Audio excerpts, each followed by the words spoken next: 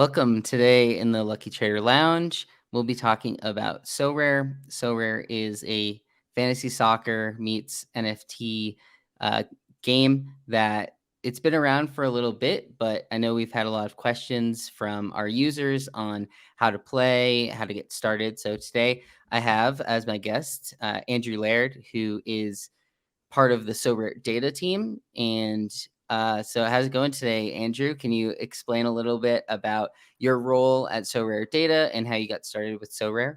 Yeah, sure. I'm the head of content at SorareData. We're the basically the top third-party site to Sorare. So a lot of the data that's either found through the Sorare API or things that are from Sorare on the Ethereum blockchain are kind of all housed in our database. And SorareData is kind of the front-facing website that people can use in order to kind of make decisions on what they're going to do on Sorare. I joined about a year and a half ago, joined Sorare about a year and a half ago. I joined SorareData about 6 months ago. And I actually had my first experience with Sorare through my previous employer, which is RotoWire, which is one of the is fantasy sports content site. I ran the soccer coverage over there.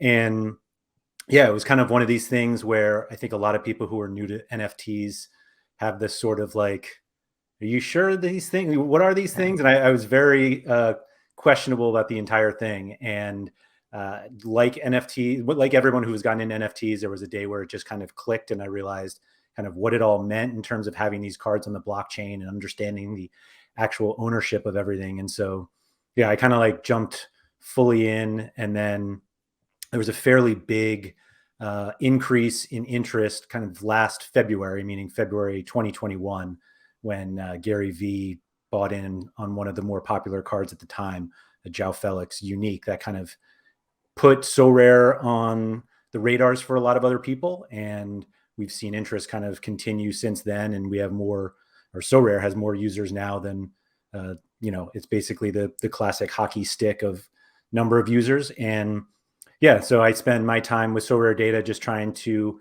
help us build tools that make people more comfortable around Sorare, because there are a lot, it can be a bit of a complex game sometimes, and we're just here to hopefully make it a little easier. Yeah, I think that's around when I started playing as well, back in February. It was right after I'd gotten into Top Shot and was seeing different ways that you could use NFTs and Mhm. that fantasy style game. Because I'd played like DraftKings DFS soccer, but the scoring system is very different here. But you also, it's more like kind of a dynasty soccer in a Yes. way. So let's get into that a little bit. And if you, I'm assuming at this point in time, you probably have a specific like pitch as far as if someone asks you what is so rare, how would you just explain it in a quick, few sentences, words, however?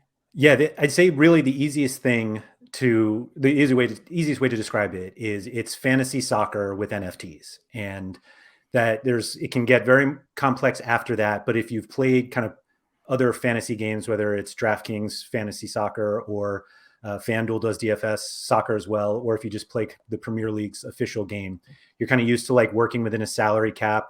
And like for DraftKings, once that slate is over, the players that you picked within that salary cap are gone, and you just move on to the next slate. Whereas Sorare, you're actually purchasing NFTs to play in their fantasy game, and all of their fantasy competitions are free to enter. You obviously need cards to play them, so it's kind of you buy the cards, but then you own the cards forever. And a lot of people can have compared it to FIFA Ultimate Team, where you can buy different things throughout the season, but then when the year's over, you kind of lose everything. You have to start over. Sorare, because they're NFTs on the blockchain, you own them. You own them until you want to sell them, and you can find somebody who buys them. Really, that's the idea. It's fantasy soccer with NFTs that you own and can use cards in kind of a plethora of competitions that they have, and there are different prizes and structures based on the cards that you own. Yeah. And I think what's unique about it is like other NFTs, people always want what's the utility behind it. And here you can play it in the game or you can trade. So they have the marketplace. You're able to, after you buy, you can sell it later. You gain experience, so your player gets better in a Yep. sense. So that's the cool side of it as well. Because I know a lot of people that come from the sports world entered into NFTs last year. So it's something that a lot of people are interested in. I know some of our viewers, they participated in the Owners Club, which was basically the NFL version of this. Mhm. So I think some people will be able to connect the dots in that way a little. So let's get started in just how can someone get started in Sorare, just from basic, and then we can get a little more in depth. Sure. So it's one of those games where, depending on your budget, you can start in a lot of different ways. But everyone does start with common cards that are actually not on the blockchain, and they can't be bought, or they can't be, well, bought, sold, or traded. But they're kind of given to you to kind of get an idea of how the fantasy game actually works. I will say that there are lots of people out there who have either affiliate links or like a referral code. If you use one of those, and it doesn't matter whose you use, I don't have one to give out, but if you find somebody who has one, use it, because if you then go on and buy 5 cards through the auction market, you get a free card from that. And I will preface that the free card you get is not going to be worth thousands of dollars, but it's likely to be worth something. And a free card is always nicer when you have the opportunity to get one as opposed to not get one. So use an affiliate code or a referral code, whatever you want. So you get these common cards, and their fantasy soccer game is based off of 5 players. So you have to use a goalkeeper, a defender, a midfielder, a forward, and then another one of any of those. And you can play them in the common game. The casual league is what they call it now, using these common cards. And depending on where you finish, you win additional common cards. And a lot of people play that for a while, and then they start to get their feet wet in terms of buying cards that they can use in the game. And once you buy these cards, these are cards that you can then sell at a later time, or you could just continuously use them in their they call it SO5. That's their fantasy game. So there are 4 different scarcities of cards. There's limited, which max out at 1,000 cards per player per season. There's rare, which is 100 per season. Super rare, which is 10, and then a unique, where there's literally just one of these cards of each player per season. So as you can expect, the scarcer cards are much more expensive. So the limited cards were introduced last August. It used to be just unique, super rare, and rare. The limited cards were introduced to get kind of a cheaper price point into Sorare. And that's where we're seeing most of the users come in. You can build a team for anywhere between, hundreds of dollars to thousands of dollars, depending on where you want to start. We kind of say we expect everybody to start getting into something like this at the lowest budget. But to be honest, we do see plenty of people who come in with plenty of ETH that they have accumulated from other NFTs, and they're just coming in, and they don't necessarily want to just drop, 0.25 ETH. They're willing to put in 25 ETH. And that really changes how you can play this game, because the competitions that they have are based on these scarcities. So you'll have competitions that only include limited cards. Then we have some that are only rare or rare and super rares. And then the super rares into the uniques, which are obviously the most expensive price point. So, really, however you get started is based on your budget, which is kind of like a lot of things in life, and so, but we still do see most people starting in the limited, which again, like for those of us who are used to being in Sorare before the limited cards were out, like 1,000 cards seems like a lot. But if you look at other NFT projects, like 1,000 is still a pretty low number. And so we're still seeing that these cards are still fairly scarce, kind of in the grand scheme of NFTs. And the fact that you can buy these cards once and play them twice a week in their SO5 competitions just, shows just how much utility you get out of these cards. Like, I think the biggest draw with these NFTs is how much utility they have, particularly in Sorare, where if you place well in these competitions, you can win new cards or you can win ETH. And the new cards that you win, you can sell for ETH, and you can then use that to buy new cards, or you can take it off site and go buy any other NFT. But the utility is like really clear on Sorare, and that's kind of like why I got in. So, when I did. Yeah. And actual cards themselves, you can do a lot of like game theory. There's stacking with players on different teams, especially if you like get one of the cards. Mhm. And sort of going back to the point you made on the referral, that's how I started, was through someone's referral link, and it is one of the best referral programs Mhm. of basically anything. Now it's if you had 5 cards, that's right. Once you've Yeah. purchased 5 cards, you basically get one back. So it's 20% rake back in that sense, but both people get it. The person that did Correct. the referral as well. So that's the part that's really cool. I don't remember the player's name, but he was like a pretty decent forward, and we might get into that a little later. But forwards generally are a little higher price to it, Yep. so it's hard to buy into some of these things that maybe you end up getting a card, winning it that way, in order to get one of these better players. Yep. So I'm showing it on the screen right now. But as you mentioned, the yellow cards are the standard or limited, and then the red are the rare. Mhm. This black one on here is the unique. The blue ones are the super rare.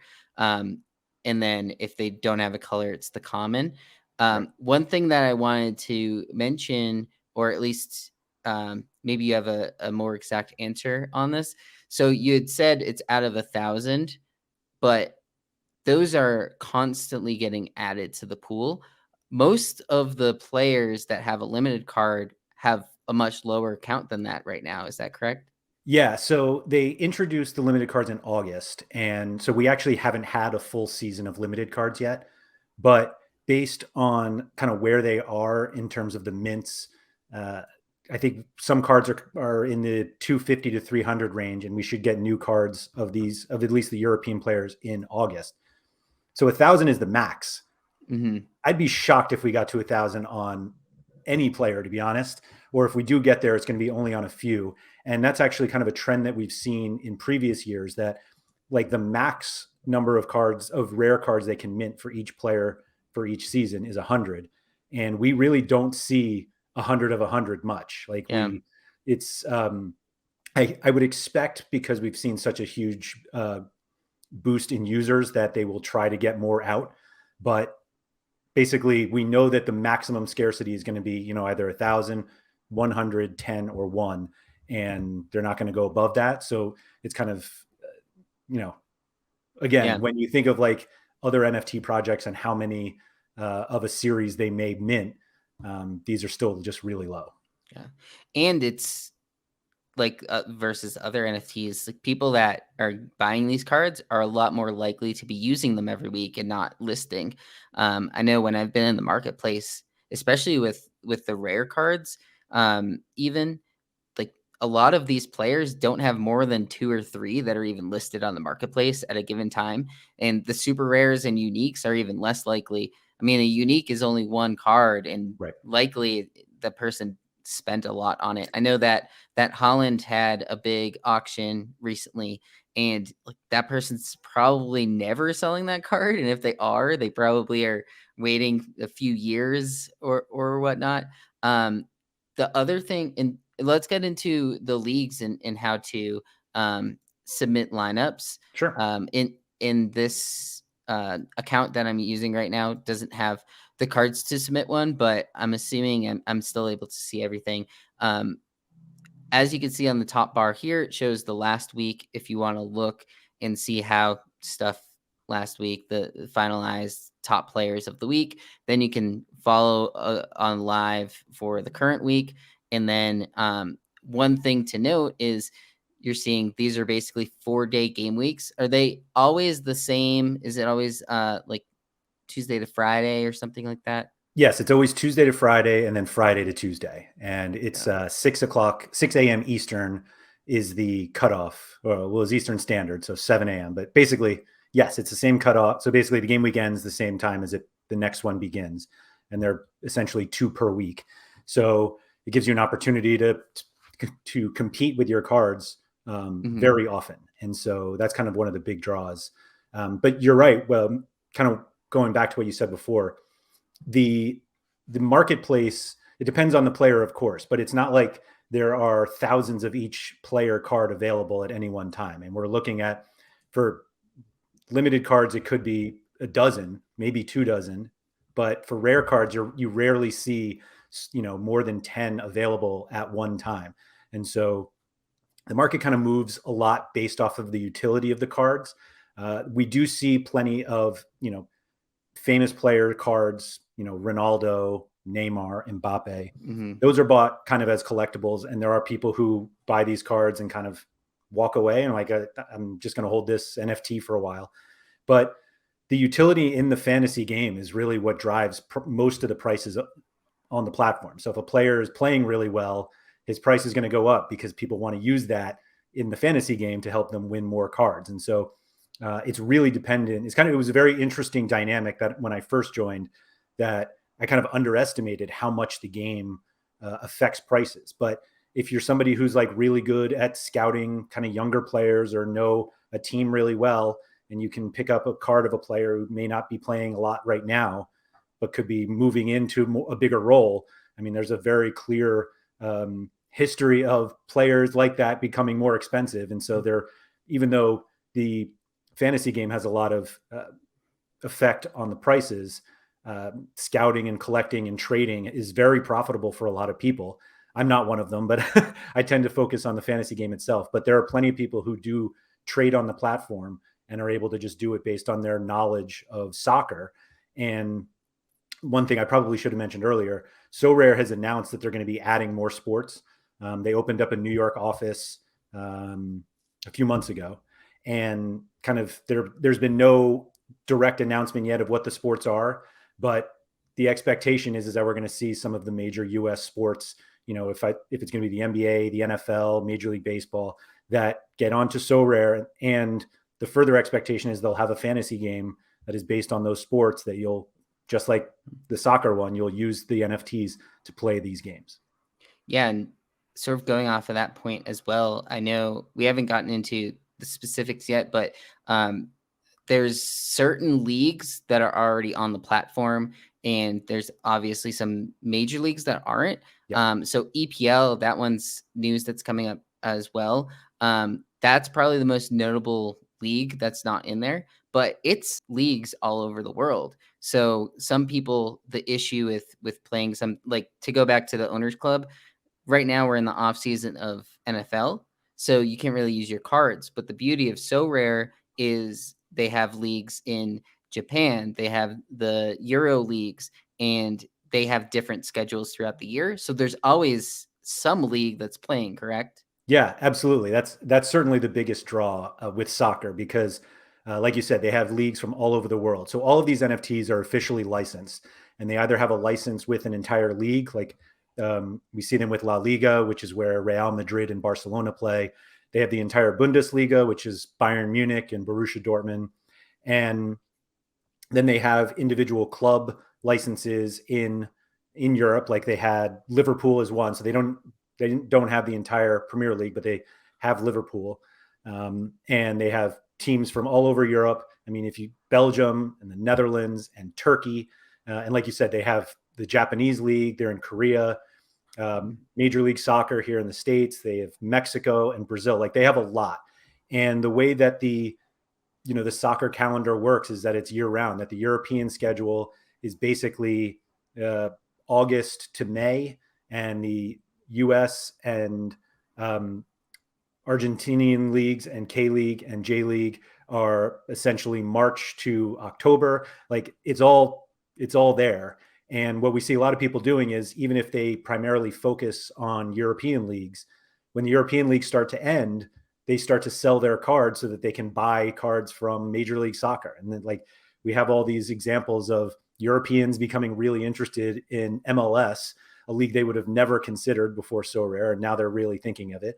Or Argentina, or you have Americans who are now really getting into Korean soccer because of the K League. And yeah, because it's year round, there's theoretically an off season for each individual league, but because of the way that the calendar works for the different leagues, there's really no soccer off season, and so there's really no off season for Sorare. Yeah, and then you get to learn about different leagues as well and different teams. I know I have a chunk of players that are in the J League, and part of the reason that I've invested in the J League is because they have a longer running Mhm. schedule. Um, Things like MLS, they have breaks in their schedule, and that's kind of why I went into the J League specifically. And it's kind of interesting all the different ways that you can go where, you know, we might have completely different leagues that we're entering in each week because I have most of my players that are in, Champion Asia, Mhm. and you have most of your players that are in Europe, and so we're just entering in completely different contests with completely different players, and that's where this, I don't want to call it like large supply, but that's where there's all these different teams, and because there's enough supply to be able to have people playing different contests, and the likelihood of you having the same lineup as someone else is a lot lower than playing on DraftKings when you have that small pool of players and generally people are playing the same guys. So that's what I think is really cool about this one. And obviously, like, the scoring is very different Yep. compared to the DraftKings scoring. But let's get into the specific competitions that you can enter each week. So Yeah. you'd mentioned first the common. So I can just show with this casual first because that's what I have the cards on this account for. Um, so basically, can you just describe how someone would set a lineup on here? Sure. We'll show it in this. Yeah, so you like you can see you pick 5 players. You need a goalkeeper, a defender, a midfielder, a forward, and then one other non-goalie. And that's the team you submit. You get a captain, which scores 20% extra on their score, and everyone submits a lineup like this, and the top X percent wins each week. And actually, in the casual league, there everyone wins a card. Just the higher you finish, the better card you get, and this is kind of how the competitions work everywhere in terms of the scarcities.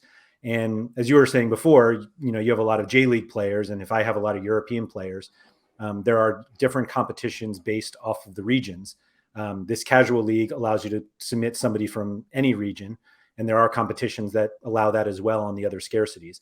But yeah, you can play, just Champion Asia, which is the K League and J League, and some Asian Champions League games, and then all of the America competitions, or America, Mexico, Brazil, Argentina, Peru. All of those are in one, and you're competing against other people with those types of lineups. Or they have the kind of global all-star, which is anyone from anywhere. And the kind of the fun thing about that is what you'll find as you're kind of scouting players is there may be guys who score as well in the fantasy game as like the best players in the game, the same as Mbappe or the same as Haaland or the same as Ronaldo.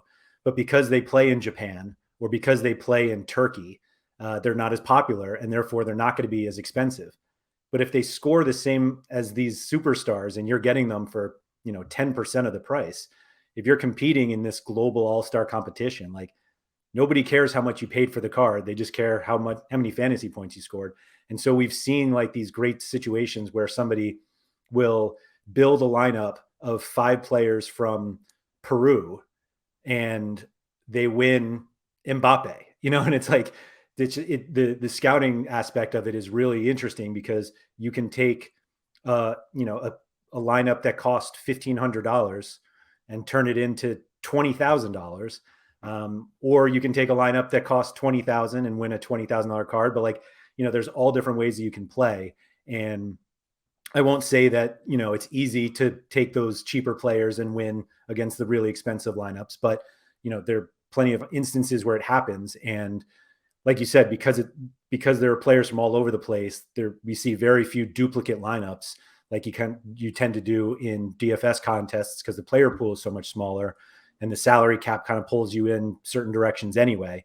Whereas this, you can spend as much as you want on your cards, and you can get them, at least in the all-star, the under 23s, from anywhere. And so there's just like that really fun dynamic of the game that makes every card, that's usable in the game have some nice utility. Yeah. And then, so the other pieces of this lineup that I want to cover, we don't have to get too deep into how you score stats. Mhm. Um, I'll be writing an article that's going to get a little deeper into that. We could talk about maybe which stats are important to watch, because I know in DraftKings they the scoring is a little more towards people that shoot, score, Yeah. assists, and crosses, but here it's a little different. But on the bottom of each card, one thing I wanted to mention is in this case they all say 5%. Could you just explain a little about what the 5% is, and then obviously I have one that's 25%. Yeah, so every card has something called experience points. So it's the more you use the card, the more experience points they get, and the more XP they get, the more that's the multiple of fantasy points you'll get. So everyone here, if they scored 100 points, they're 100 fantasy points, and then they get a 5% bonus on top of that, so you'll score 105 fantasy points in that situation. So cards that you've owned for a long time and that you've used in the game, every time you use it, you get a little more experience points. And so it's kind of a benefit to holding these cards, because the more you use them, the more valuable they are in the game from a fantasy point perspective, because they score more points. And then, the 25% card there is the captain. So every lineup you choose a captain. Ideally, it's your highest scoring player, Yeah. so that you get the multiple on top of that. Yeah, and you have to choose that before the lineup locks, Yes. which sometimes you choose that and the player ends up not playing or something, and then they don't get any points. Yes. And then so the extra on there, it just shows below, and that's basically any position non-goalie, correct?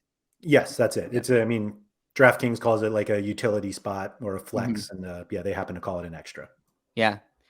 Cool. So then you confirm your lineup and then it's set. Each week you still have to go in and reselect players. It like we mentioned before, on that Tuesday and Friday is when it resets. But usually, at least, it opens when the previous one closes. Yes. So once lineups lock, you can go in and start creating your lineups for the next week. And it'll also show you, oh, I didn't when I was in there, but it'll also show you like who the team's playing. But what I really like in the top left here is the stats view. Mm-hmm. So you can quickly see the last 5 games for a player. So in this case, Di Maria didn't play the last game.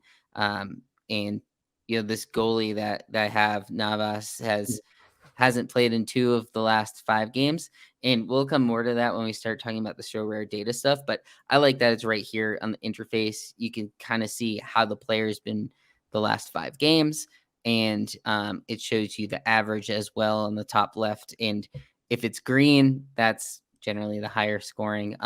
So the scoring is out of 100. Mm-hmm. Now, just from a basic idea, the difference comes out of if they start versus don't start, right? Most of the discrepancy.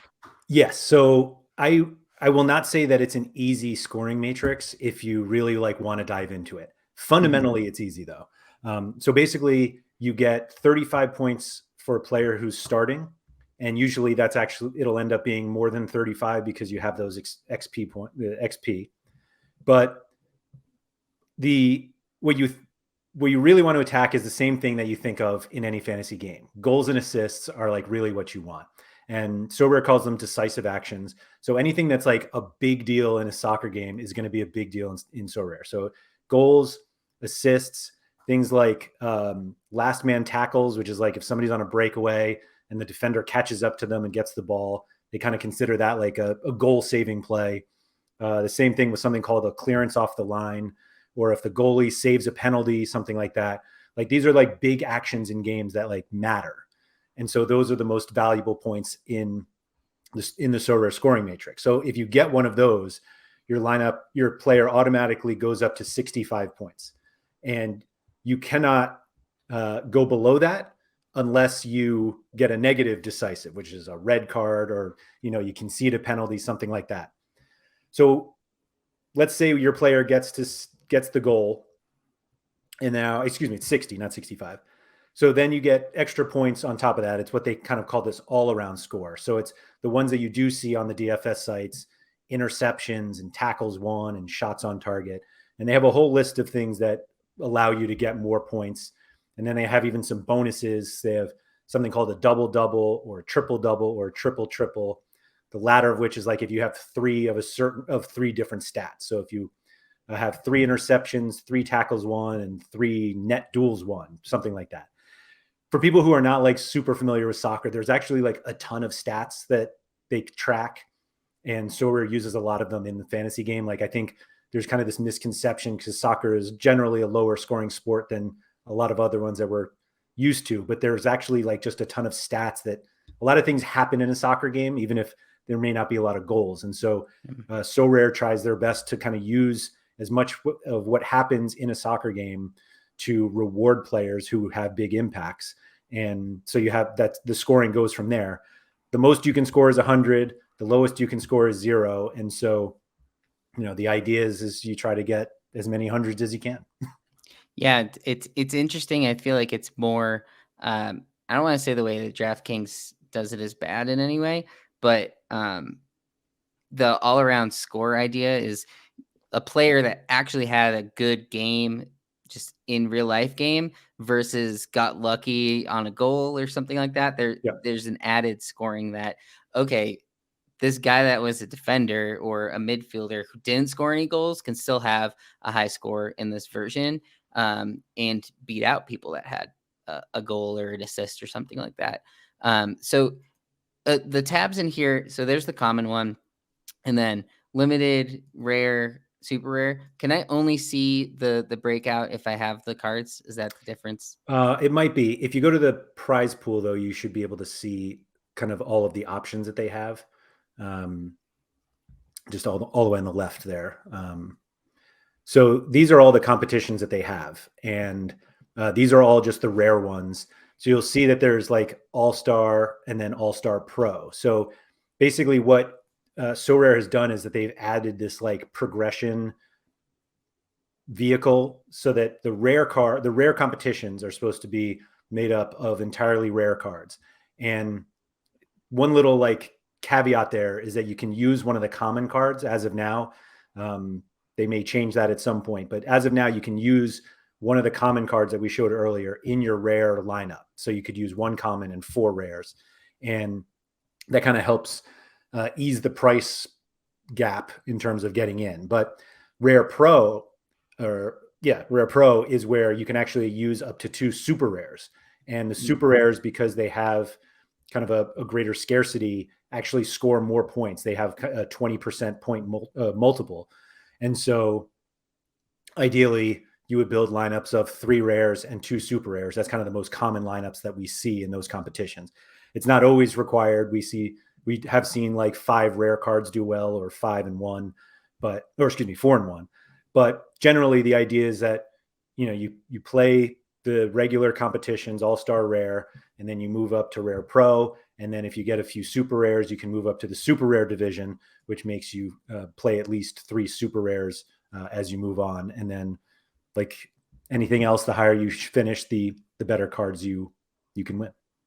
Yeah, and as I was showing there, so it describes the different tiers of player, and as mentioned earlier, like it's just, in general, better players that are going to score Right. higher. That's why you see like Kimmich here, Messi, Lewandowski, like some of the better players, and it shows you how many of these cards remain and sort of like a likelihood that you can get it. Yep. And then also just the prize pool in this regular all-star, there's about 16,000 people who are entered in, and the prize, that's what, about like 0.4 Ethereum or so, maybe higher. I'm not sure. It's showing in euro because I'm not as Yeah, familiar with like the math of it, it's but it's usually, saying I think the top 1,600 prize is euro, 0.65 is usually the 0.65 for the Ethereum week in for the the weekend all-star. game weeks. Yeah. Yeah. So the top 3 get card plus a Yep. prize, and then it pays out, this in this case, out to 630 players. But I think the part that's cool on the bottom is these thresholds Yes. as well. So can you just quickly describe those? Which places have the thresholds? Is it just this one? Yes, it is just this one. So All-Star Rare, which is their most popular rare competition, at least. And you can play players from anywhere. So that's why we see so many people enter this one, because they can use You can make a 5-player lineup with 5 players from 5 different leagues if you want. You can tip 5 players from all the same team. Like you can do whatever you want basically in this competition. But what's really cool about this one, and again, it's only this all-star rare competition, is that if you score 205 fantasy points or more than 205, you win 0.01 Ethereum. Regardless of where you finish, you don't have to finish in the top 600. You just have to get a point threshold there. And if you're more than 250, you get 0.02. And so, obviously the dollar euro value of that fluctuates daily, but basically that doesn't. You're going to win that threshold each time. And they had talked previously about linking the ETH threshold to some sort of fiat value. They have not done that, and we don't know if they will. But basically, what we see is a lot of people building lineups to just get that ETH threshold, and that's part of the great utility of these cards is that you could spend 0.25 Ethereum on 4 players and use your a common card. Usually as a goalkeeper, those tend to be the most expensive because there's just not that many goalies in the game. Like when you think of how many players there are, there's only one goalie on the field for each team. But you see people say, all right, I'm going to spend 0.25 on these 4 rare cards, and if they hit that threshold 10 times, or if it's 0.2 or 13 times, basically, that team is paid off, and now you're kind of like free rolling if you want to look at it that way. So that's like, we see a lot of people do that, and I know this past game week, I believe it was just under 55% of the lineups submitted got at least the lower threshold. So it's just a lot of people who are building lineups that qualify there. And I'll already start plugging SorareData, but like one of the things that we do is help people kind of find, give them tools so they can find cheaper players who score well. And a lot of people just score well enough to get me 250, and they're happy with that. And, as we've seen, a lot of people have been successful doing that. Yeah, and that's actually a good transition because I was ready to switch over there as well, because I think this is something that, unlike other projects, I would basically tell someone that's starting with Sorare that you almost can't start without connecting to SorareData as well, because this is like all things analytics. It's also backed by Sorare, and sort of, if you were to describe this to someone and kind of like what I said, describing why they need it in order to play on Sorare, because it's free, correct? It is free for now. Mhm. We have announced that we're going to have a subscription at some point. That date hasn't been announced yet. We'll still have plenty available on the site for free. Yeah. So don't worry about that. But yeah, like I describe it as like, I don't know how you play Sorare without SorareData. And obviously that comes from somebody who's completely biased about it since I work here. But yeah, the idea with SorareData, which was a project started by one Sorare user who was very early on the platform, and was like, I need to figure out what all these cards have been selling for. And you can kind of see that on Sorare, but it takes a little time to go through each transaction, and we just kind of like built it up over the last 2 or 3 years to at least where we are today. And we've got a ton of stuff in the pipeline already that will make it even better. But the way that I kind of describe SorareData is we help you figure out which players that you may want to target. And then we help you figure out how much you should pay for those players, or even if you're a trader, how much you should sell players for based on what we've seen the market do recently.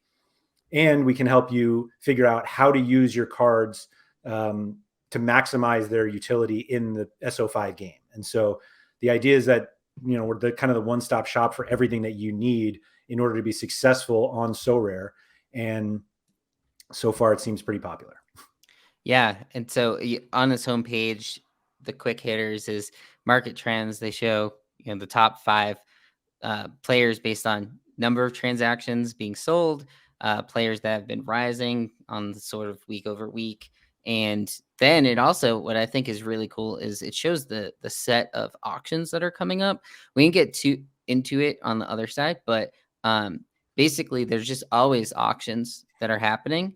Yes. And um, what I think is really cool on SorareData is it'll tell you if a player has an auction coming up in, say, even like 3 days from now. I think it goes pretty far out, but you could see right here these auctions. It shows the countdown as well, so some of these are ending in the next couple of minutes. But what other type of stuff? If I were to just hop on the site first, where do you think you would be showing some player how to be searching it? Yeah, so the market stuff is really important for a number of reasons because obviously that's how you end up playing the game because you get cards to either play in the SO5 competition or you're going to trade them. But the the way that the auctions are presented on Sorare, it's kind of like there's just not as much information as we thought you would want. And so if you go to that market tab, I mean, it'll show you the same thing on the auctions there, but it'll show you either all of the auctions or all of the cards on the secondary market. And one of the cool things about Sorare is that you don't pay gas fees on any of these. They recently moved to layer two with Starkware, but even before that, Sorare was basically paying for all the gas fees, whether you were buying a card that was minted from the auction or any sort of secondary transactions. So Sorare, as of now, doesn't charge for secondary transactions. So if I sell you a card, not only do they not take a cut, but there's also no gas fee. And so we see it's just a very liquid market for the most part in terms of, at least in the more in the less scarce cards, so the limited cards Yeah. is very liquid, either in the auctions or the secondary market. And then the reason why the further you go up, you may not see as many transactions is because the people who bought those cards kind of want to hold them, and so they got to wait for the price that they want. But yeah, so basically on this page, which we think is really helpful, you're able to see the current price of the card, which is that kind of the big one right under the card. But then it also shows you some sort of average, if it's either the 3-day average or the 7-day average or 2-week, 1 month. And then the other one is the lowest price on the secondary market. So you can tell, like, if the card that's coming up on auction is way below what people are asking for in the secondary market or way below the recent average, maybe that's a card that you could buy and flip pretty quickly because it's just got through or people overlooked it or whatnot. But it also gives you kind of more details about the player themselves, because again, the SO5 game is really important in terms of the utility of these cards. So we show the player's fantasy point average over the last 5 games or 15, and how many games of those that they played in that span, and just trying to give you kind of the clearest view of each of these players and their cards and how they are relative to the market, so that you can make kind of quick decisions if you need to. And if you click on one of the prices, it'll take you right to Sorare for the auctions. At least it'll go put you right into the auction for that one, and you can bid on it. Or if you're on the secondary market, clicks through and you can try to buy that card. So that's really the biggest way that we kind of help people get comfortable with the market. So that one just sold as it was expiring. But that, I think, in terms of like figuring out how much a card is worth or how much you should pay for it, doing that without SorareData is just really difficult. And so we try to make it as easy as possible to get that information so that you know how much you should pay. Yeah, and for like that card specifically, it just sold for €6, which, when, as you mentioned before, with the gas fees, like that's the thing that holds a lot of people back with Ethereum is, Yes. this is 0.001 Ethereum to pay, but then you're paying 0.03 Right. in just the gas fees alone. So that's what's been very cool for me. And what you're mentioning about the liquidity in the market is people are more willing to just buy a card for $6 because you don't have to pay 100 just for the gas fee alone.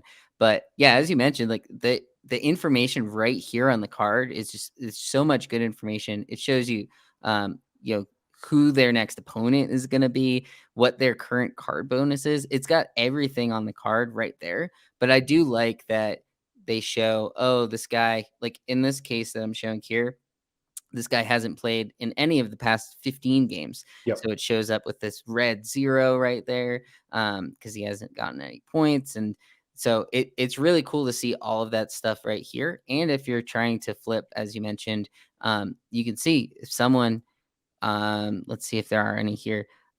This one that I was just showing, that goalkeeper, it's showing 0.0029 Ethereum is the current price, but on the open market right now, it's 0.0042. So the potential is there. You could buy it. You have a little arbitrage opportunities.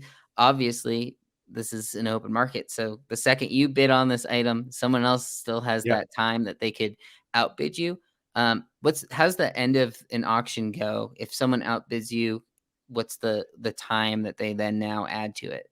Yeah, every time a bid comes in under 60 seconds, it reverts back to 1 minute. So, Okay. um, we have seen auctions that, yeah, just restart and they end up going, 15 minutes later than they should because they keep getting new bids. But yeah, that's sort of the key thing that we want everybody to know is that, just because a card went for a certain price on auction, like maybe somebody happened to overpay for that one, as opposed to underpaying, like that happens in some instances as well.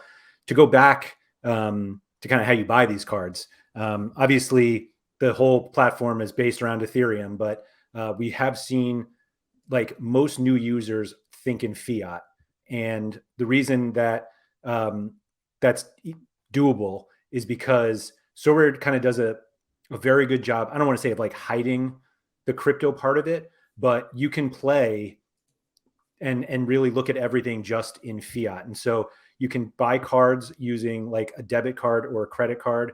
And in those transactions, like you're technically buying Ethereum from Sorare and using that to buy the card. But like for a lot of people, they just think like, I just spent €6 on something and that's the charge that I see. And so they go with that.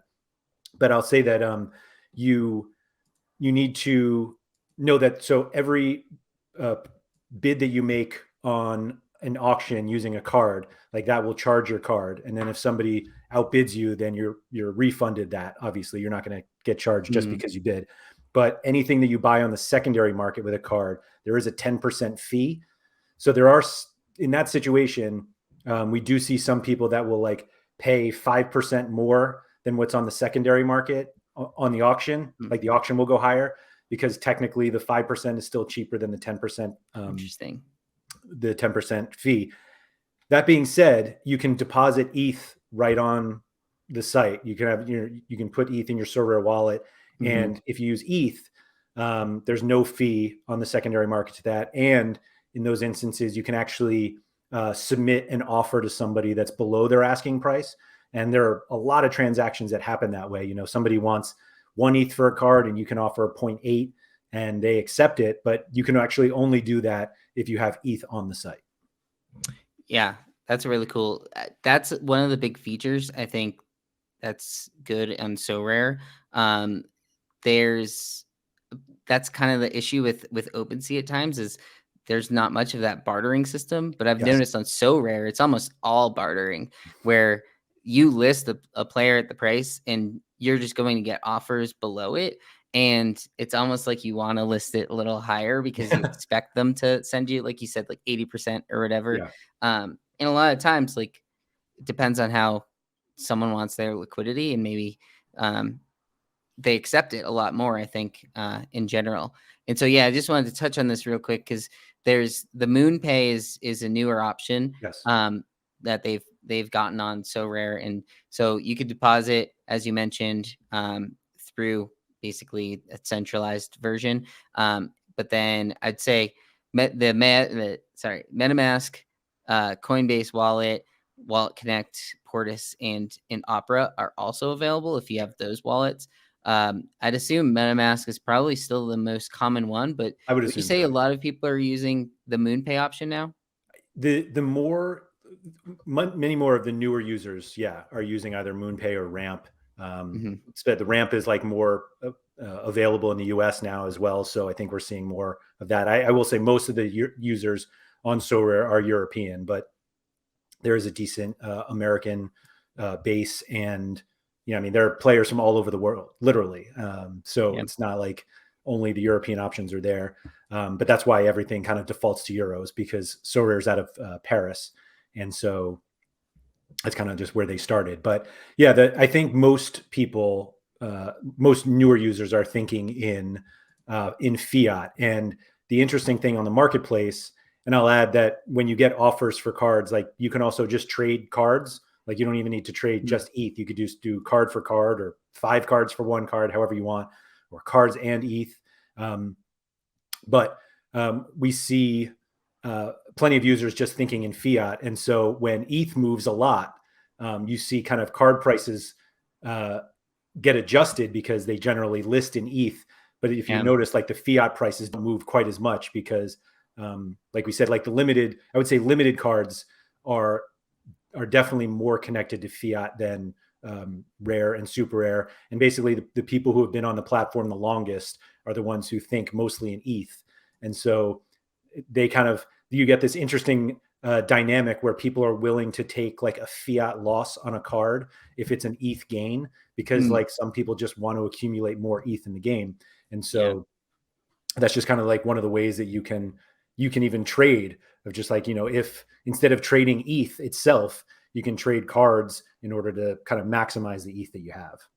Yeah, and I noticed that a lot last year when ETH ran up to like the 4,000s, Yeah. where all of these card prices started dropping. And it was like, well, you could, if you think in ETH terms, you're kind of buying them at discounts where, Yes. say, a goalkeeper that previously was a half Ethereum, well, now half Ethereum's $2,000 instead of $1,500 or whatever. So there were definitely people that were playing that game, as you mentioned, where, oh, I bought this and it was 1,500 in fiat. Now it's 2,000 for the same Ethereum price. So that's always a cool thing to remember is the prices of Ethereum is always changing. But Mhm. as you mentioned before, the prize pool is pretty much based off of Ethereum. Yes. So that's where like you see both sides of it. One other thing I wanted to go over on the Sorare data side is the scouting, because Hmm. I think that's sort of an important one. So talk a little about like this player rankings page on Scout, because I think this is a pretty cool way to see just if you're looking for players in general. This is sort of how I've been searching for them. Yeah, I think this is like one of the most important pages that we have. And so it gives you the opportunity to see where a lot of players line up in terms of their success in the fantasy game. And we also give you the market data in terms of like recent sales. And we have a toggle there that you can click that shows you the floor price. It's kind of on the bottom right there. Um, so you can see exactly like if there is a card available on the market, how much the floor price is. And so that doesn't always necessarily mean that's a good price, but it's a Yeah. price that somebody wants for the card, and maybe you can negotiate from there. But what this page does, and it's all fully sortable in any of the columns, but it gives you the best scorers in each game, and you can change the filters to do a specific league or a specific domestic league. So you can either do like, if you do Champion America, you're going to get all of the players from MLS and Mexico and Brazil and Argentina. But you can also just choose MLS, if you want to like really narrow it down. But it allows you to just see the best players, at least the best ones in the fantasy game. And then you can easily see the prices of how much these guys cost if you want to buy one of their cards in any of the scarcities. We skip the unique scarcity because those prices are Yeah. basically out of most people's budgets, and so for screen space we threw them out. But so the idea here is you can see which players have been performing really well, and kind of the whole foundation of Sorare's scouting idea is find players who score, find cheap players who score just as well as expensive players, but because nobody knows them or they're in a league that nobody follows, they're kind of overlooked. And overlooked players can still score really well and help you win the players that everybody knows, and then you can either keep those or sell them. And so yeah, so this page is that it's how many points do they score on average, and we split up the decisive score, which is that one that's goals and assists, and the all-around score, which are all the extra stuff, passes and tackles won. And it just allows you to scout a lot better to figure out which players you want to buy. Yeah, and this page is really cool for that, as you mentioned, just to be able to see like the limited versus rare versus super rare right there. You're able to see like what their floor is versus their latest valuation, how many percentage of the games they've started, and it's all right here that you're looking for, and it's being able to compare players against each other. You can favorite him over here on the right with Yep. the hearts. One thing we hadn't mentioned in the leagues before, but there's another toggle up here for U23 eligible. Could you just go over that real quick? Yeah, so Sorare offers competitions that are just for players who are under 23 years old. There's a cutoff of July 1st. So anyone who is 23 or under as of July 1st of the current year is eligible in these competitions. And so you can take players from all over the world. It's essentially the global all-star option, but for younger players. And so a lot of people like to scout younger players, and now you can figure out who the best young players are all over the world and compete against other people who think they've found, the next stars. And because U23 is so popular, we have toggles basically all over the site, or filters where you can see just under 23 players. And, one of the things that we see now is there are players who are obviously going to lose their under 23 eligibility because they turn 24. And so we see the prices of players that, are losing that go down because they're just not going to be as valuable once they turn 24, or once July 1st hits and they're 24, because now their utility isn't as great, because that's one less competition that you can use them in. And so there's this interesting dynamic of like, this guy's really good for somebody who's under 23, but would I pay this price if he was 24? Yeah. And you kind of have to you do that debate of, how well he scores, and is that justified to pay that price for, even though he's younger now? Yeah. And it adds sort of the value to buying into young players, where you see Mbappe and Holland, who you're buying them when they're under 23. That's why they're priced higher potentially than someone like a Messi, Yep.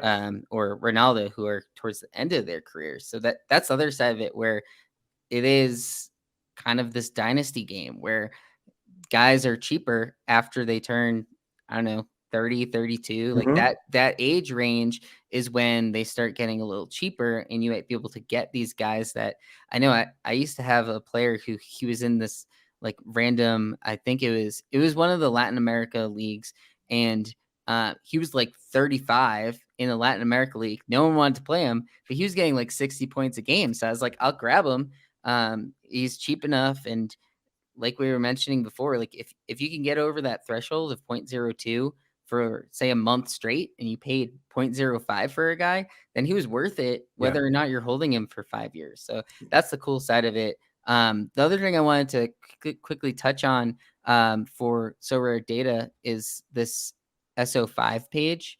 So you can see your own stats. You basically connect your Sorare account to SorareData, and you're able to see like how your players have been doing, how you can live sweat on here as well, right?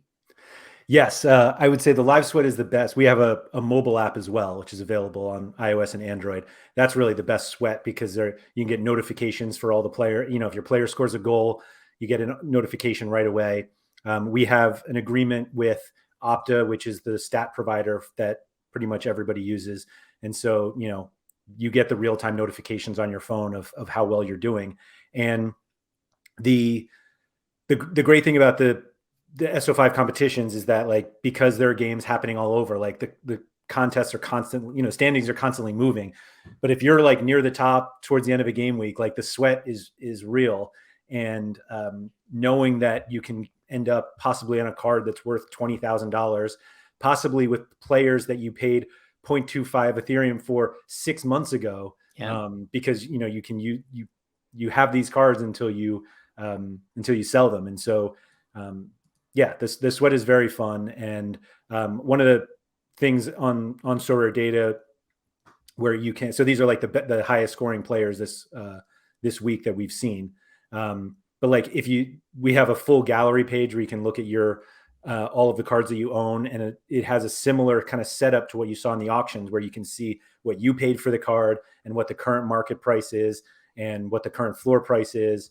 There's a whole lot of stuff that you can do, that once you start getting into Sorare, you'll really get into SorareData.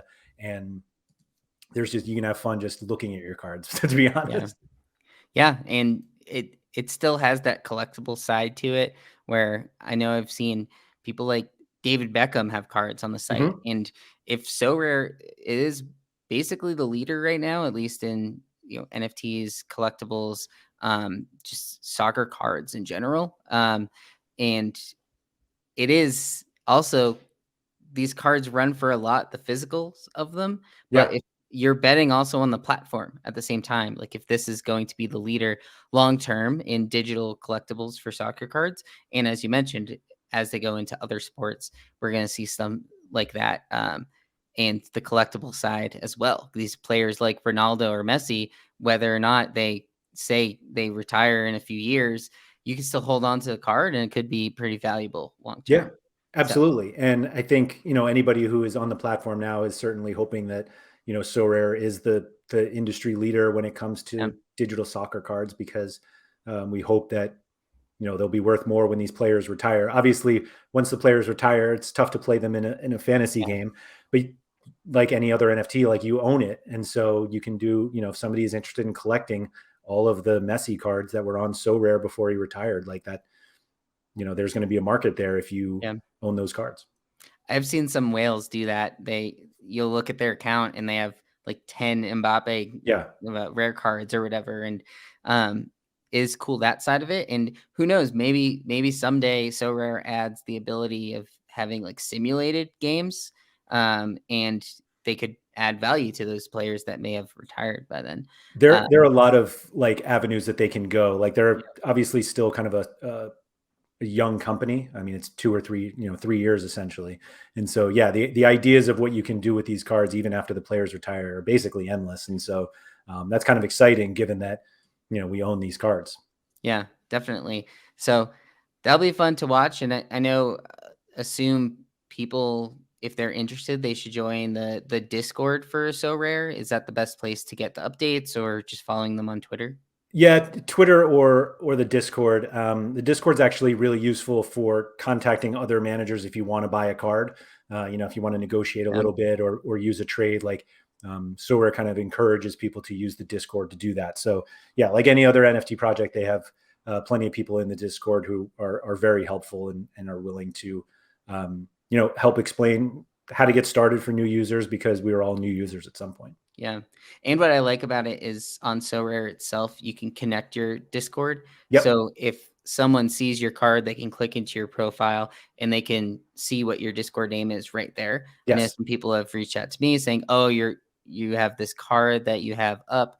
Um, what if I," and then you start negotiating that way, which is something cool that I think a lot of these platforms will eventually go. Um, and maybe they'll have chat on the site at some Yep. point or something. And then I know they have this limited out. They're I think I heard that they're going to be having a limited meshed with Rare, kind of how we were describing the All-Star Pro. There's probably gonna be something where you can have that mix eventually, right? That is, they haven't announced it, but that's Mm, kind of the expectation, because that's how the other divisions already work. And so, yeah, I think the expectation is there'll be some way to be able to combine scarcities at that level. And frankly, that they've kind of publicly stated that their goal is to have 1 million users. And if that's mm, the case, like, we may even see like another scarcity introduced, like a one of 10,000 or something like yeah, that. Um, so, I mean, we're kind of in this idea, if they need a one of 10,000, then anybody who's involved now will have some very scarce cards when those people come. yeah. Yeah, it was cool when they added the limited and it was just rares everything, and then you're like, "Oh, wow, these one of a hundreds don't sound so bad anymore." Yeah. So, like, that was the cool part about, as a lot of these projects talk about just being early and, Yes. getting in and playing around on the platform. Like, I'd suggest to people just maybe start with the limited cards because there is a real value you can win versus, say, the commons, and it's a cheaper entry point. I mean, Yep. the one we showed was a $6 card, so you probably for only like $100, you could probably get into a limited team, um, and then rare, super rare. Obviously, it gets more expensive with each, but I think that would help with people as far as like understanding how the points work, entering lineups, and stuff like that. Yeah, absolutely. I think the limited was created in order to get more people involved to be able to lower the price point, and it definitely has done that based on the number of users that have joined. Yeah. Cool. Well, thanks for hopping on. Is there anything that you wanted to plug while I had you on? I think the only one is SorareData, which we obviously went through. So, but honestly, like I'm happy to help anybody who has any questions. I have my Twitter handle there on the bottom at Andrew M Laird. Yeah, reach out if you have any questions. They're happy to get you to sign up. I have plenty of friends who have referral codes. I'm sure that they would be happy to send along. But yeah, I would say just check out Sorare, use those comments. You can join the Discord, and there are plenty of people in there who would help, or I'd be happy to. And so, yeah, come join us. Cool. Yeah, thanks for hopping on. Hope if you're listening or watching this on the stream later that you learned something, and let us know. I've been playing Sorare for about a year now, so if you're in the Lucky Trader community Discord, you can ask me questions as well. I have a decent knowledge on the platform, and then yeah, make sure that you follow Andrew and Sorare itself. And I know each of the individual leagues have their own Sorare version of Twitter following as well, and just the community itself. Like there's so many people that will now they start tracking the J League rosters Right. and the Korean rosters, and so there's a lot of great information out there, and just there's so many people that are knowledgeable. So definitely hop into the Sorare Discord because they have a ton of the links and information and always let you know when there's maintenance or just anything else updates on the site. So thanks for watching, and we'll see you guys next time.